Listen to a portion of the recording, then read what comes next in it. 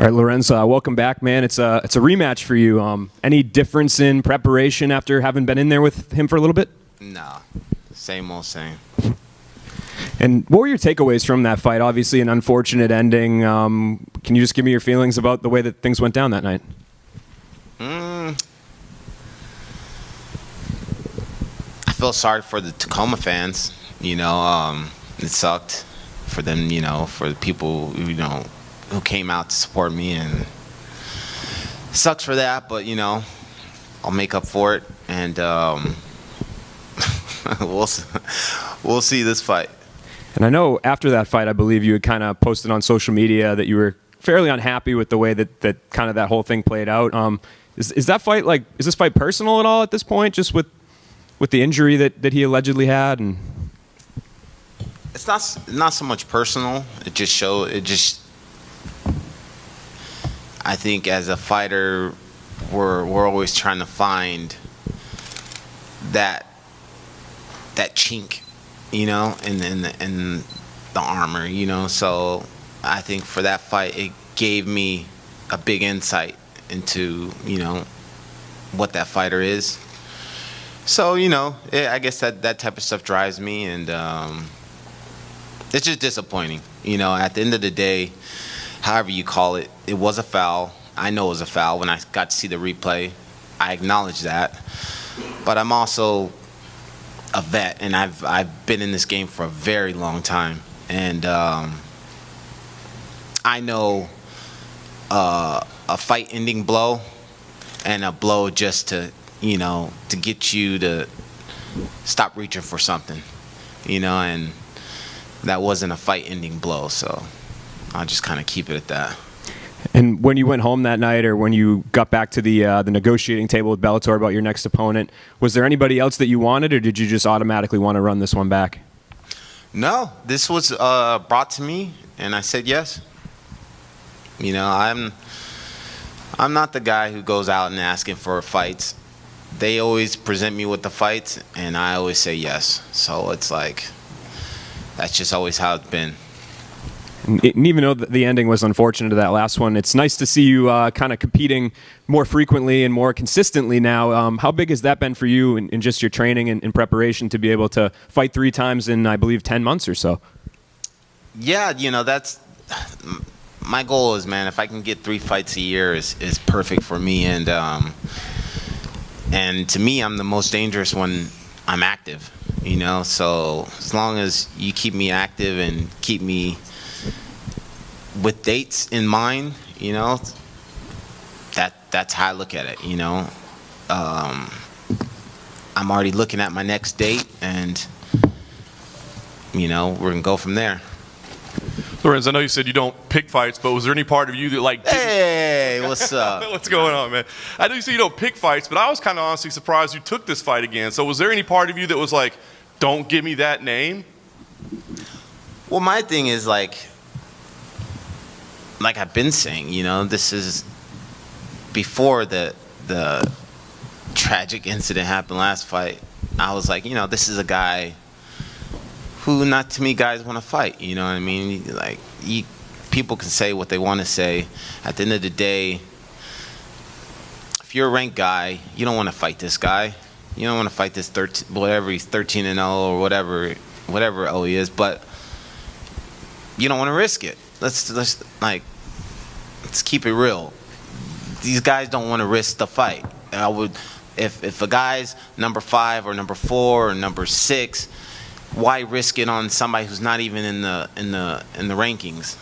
Which the rankings are stupid and they suck. But why risk it? You would rather risk it against the guy who's number 8 or number 4.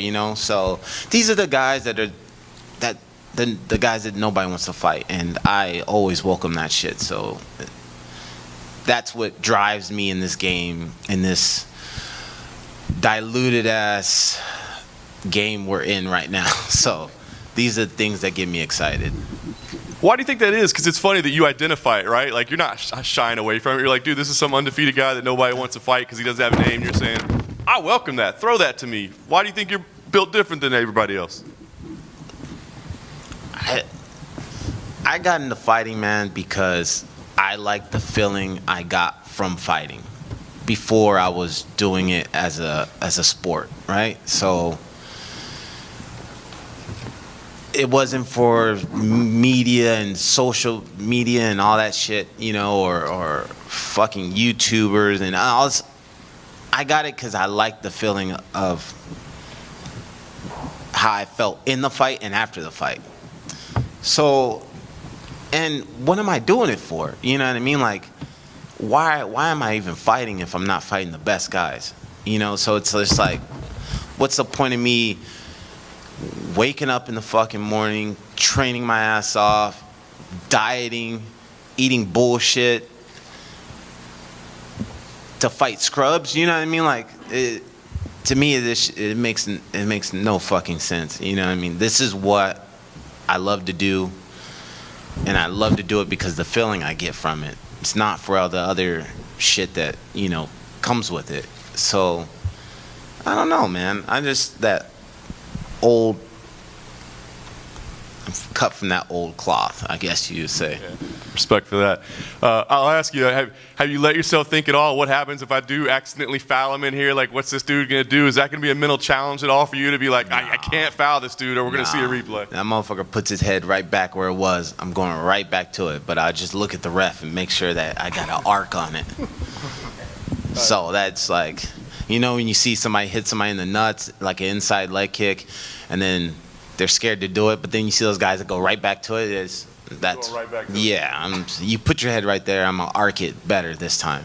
Love it. Last thing for me, you said you already got the next stage circled. Obviously, you pick up a big win here. What is the plan next?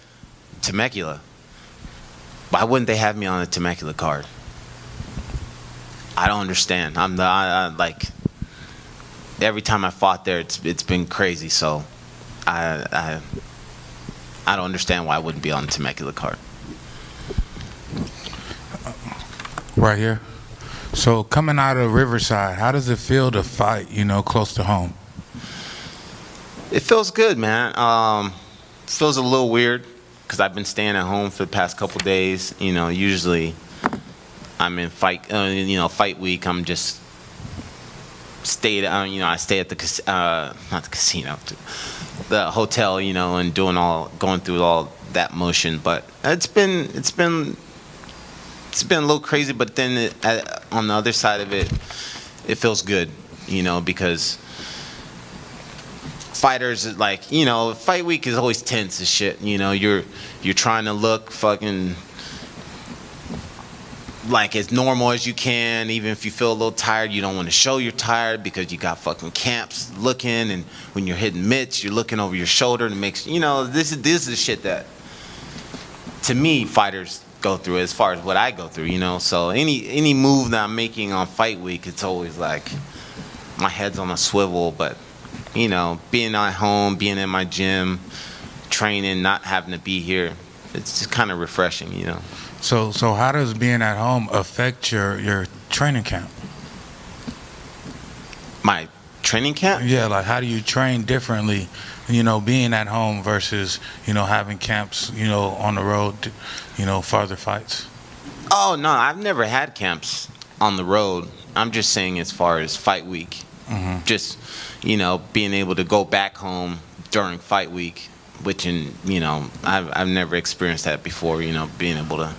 So with this fight, you know, debuting on CBS, how do you feel about the platform that Bellator is, you know, putting forth? It's good. You know, I'm on YouTube. I don't know if you heard, but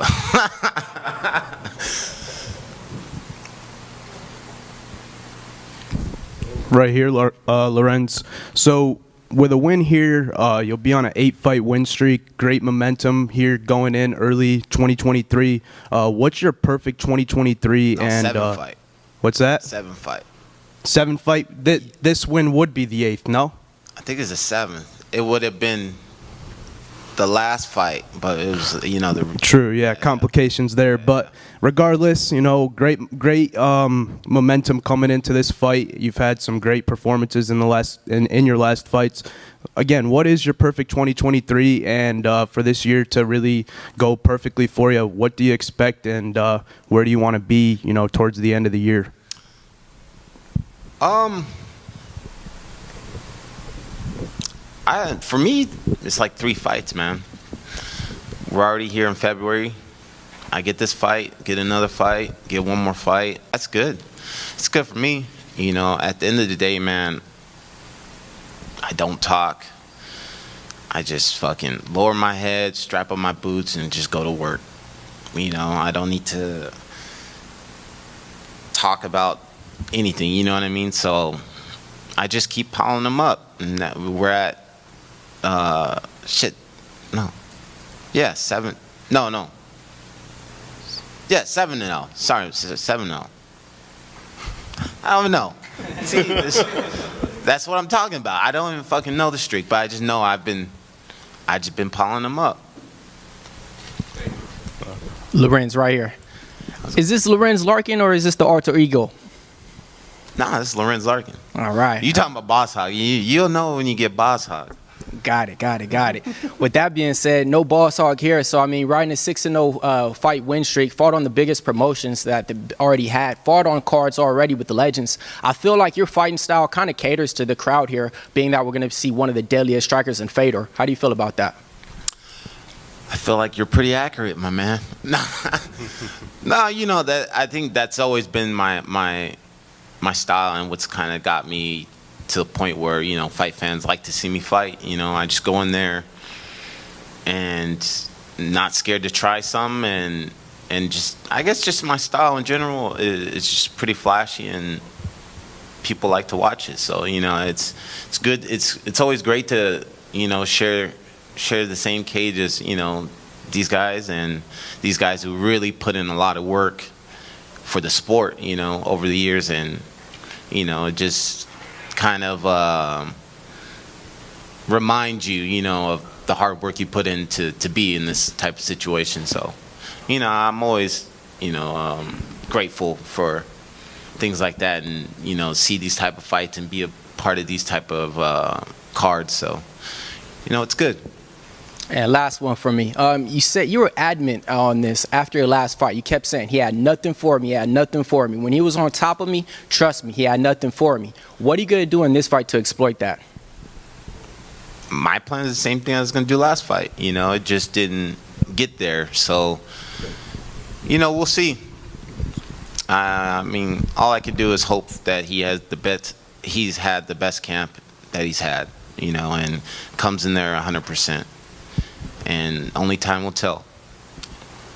What's up, Lorenz? Lorenz. You got it. Over here. Just want to get back to your preparation a little bit. You know, being from Riverside and being so close to home, having CBS be the broadcast for this. Did it feel different in the gym? And YouTube.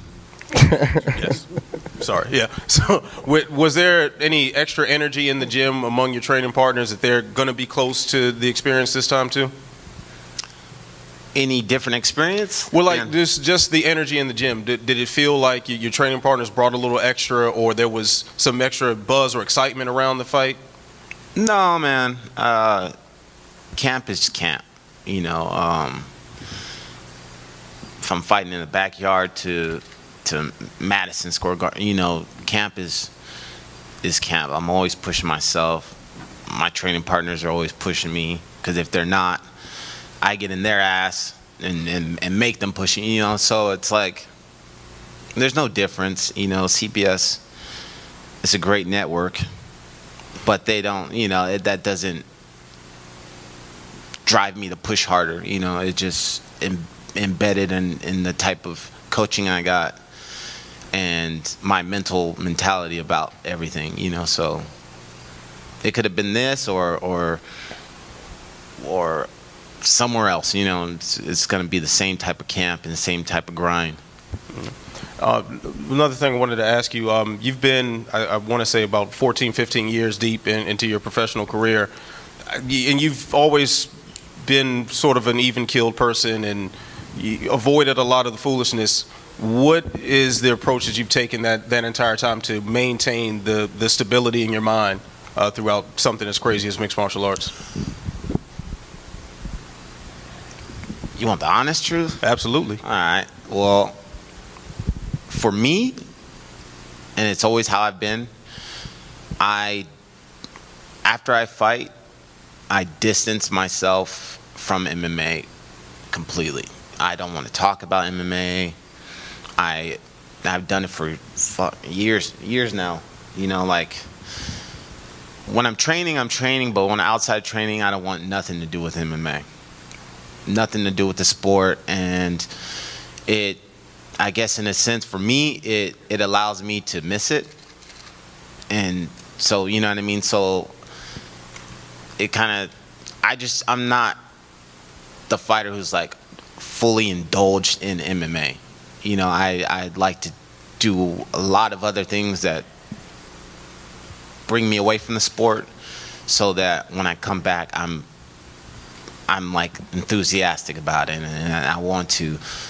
But it's like over the years and years, it's starting to get harder and harder because the bullshit, you know, that this combat sports is becoming, you know. So it's like, but I still got it, you know. So I still got it in me, but it's just, I distance myself and I try not to look at fucking Instagram shorts and all that type of stuff. Last one from me. That I want to say it's about an hour or so drive from Riverside to here. Yeah, about an hour and a half. Here, leaving is totally different. Yeah, of course. So, can you just walk us through that? What's that car ride like? I mean, normally you just come down from the hotel room and, you know, meet media folks or do stare downs and whatnot. What's it like, that drive? Are you playing music? What are you listening to? What's going through your brain as you're making that ride down the highway? Just listening to my corners bicker about bullshit.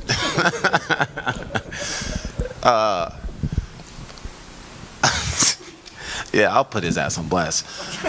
My coach Romy today, so he he's talking about how he had to do a complaint because he got into it with the Starbucks because they took too long with the coffee. I was just like, dude, this is some bullshit. So yeah, that's the type of shit I'm dealing with. We'll take our last question over there from Dylan. What's up, Lorenz over here? You talked about Coach Romy. I wanted to ask you about Coach Rick McCorkle, how he's influenced you throughout your mixed martial arts career, and especially what it's been like to work with him for this training camp. Bro, literally, he's the guy who's really, he's like focuses on my strength conditioning, and he's really turned my, I guess I would say, for fighters. Well, I don't want to say for fighters because I don't want to speak for everybody else. But for me, a lot of the times in the past, when I've been with past promotions or even with past promotions, in the fights, I've always been cautious of my tank, you know, and don't go too hard, or, you know, and you're just always worrying about your gas tank, you know what I mean? You don't want to exert and da-da-da-da-da. So working with him has got my mind frame, you know, and this has been past couple years now. It doesn't matter how the fucking fight goes, you know what I mean? How I look at fights now is totally different how I look at fights back then, you know. It's I look at it like, if this guy comes out and does this, it doesn't matter. I can go balls to the wall 15 minutes. Doesn't matter. If you want to coast it, I can coast it. But if you turn it up, I can turn it up, and I won't stop, you know. So he's gave me a whole different just outlook and confidence in my strength and conditioning to where it's at now, you know. So he's done a lot.